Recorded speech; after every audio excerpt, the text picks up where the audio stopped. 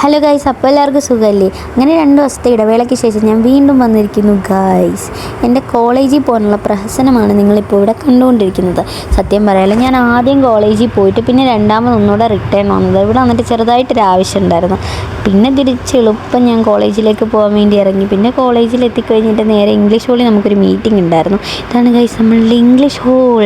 പിന്നെ നമ്മളിങ്ങനെ അവിടെ നിന്നുകൊണ്ട് കാര്യമൊക്കെ പറഞ്ഞു വെളിയിലിറങ്ങിയിട്ട് ഞാനും അക്ഷയും കുറച്ച് ഫോട്ടോയും വീഡിയോ ഒക്കെ എടുത്ത് ചുമ്മാ ഇങ്ങനെ നടന്നു. പിന്നെ നമ്മളിങ്ങനെ ഓരോന്ന് സംസാരിച്ചൊക്കെ വരുന്നു.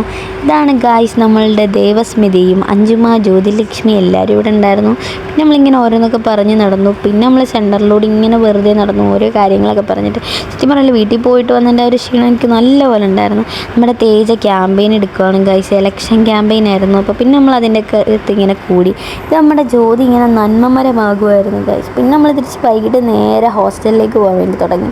പിന്നെ പയ്യെ നടന്ന് എളുപ്പം ഹോസ്റ്റലിൽ എത്തി. ഇവിടെ കഴിക്കാൻ എന്താണെന്നൊരു ആകാംക്ഷയിലായിരുന്നു വന്നപ്പോൾ ഇവിടെ അവല്. പിന്നെ നമ്മുടെ കയ്യിലുള്ള ബിസ്ക്കറ്റ് എടുത്തു, താഴെ നിന്ന് ചായ എടുത്തു.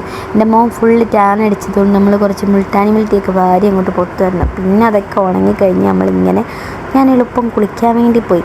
പിന്നെ ഓടിപ്പോയി കുളിച്ചിട്ടൊക്കെ വന്നപ്പോഴത്തേനും സത്യം പറയാമല്ലോ അങ്ങ് ഇല്ലാണ്ടായിപ്പോയി. എങ്ങനെയെങ്കിലും എന്തെങ്കിലും കഴിച്ചിട്ട് ഒരു വഴിക്കായിട്ട് കയറി കിടന്ന് ഉറങ്ങിയാൽ മതി എന്നൊരു ധാരണ. ഇവിടെ വന്നപ്പോഴത്തേനും ചോറൊക്കെ അങ്ങ് തണുത്തു പോയി. അപ്പോൾ ഇന്ന് ഇത്രയേ ഉള്ളൂ. ബാക്കി നാളെയൊക്കെ ബായ്.